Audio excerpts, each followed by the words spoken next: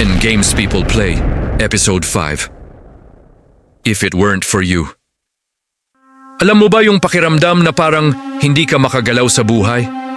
Parang laging may pumipigil sa'yo at palaging may dahilan kung hindi lang dahil sa'yo.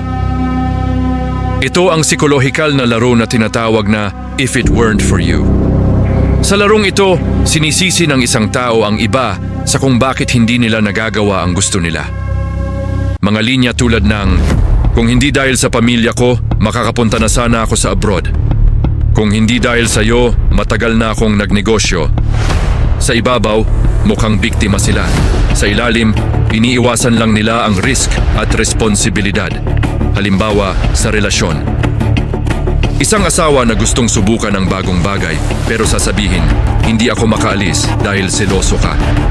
Ang totoo, takot lang siyang mag-isa o mabigo. Mas madaling manisi kaysa harapin ang katotohanan. Halimbawa sa buhay at trabaho. Gusto ko sana mag-career shift, kaso mahirap dahil may pamilya ako. Gusto ko sana mag-ipon, kaso ikaw kasi magastos. Sa totoo lang, may choice pa rin sila. Ngunit mas madali silang magsisi kaysa gumawa ng aksyon. Bakit delikado ito? Nasasakal ang relasyon. Walang umaasenso, paulit-ulit ang sisi. Walang umaako ng responsibilidad. Kung titigil ka sa paninisi at aakuin ang desisyon mo, doon magsisimula ang tunay na kalayaan.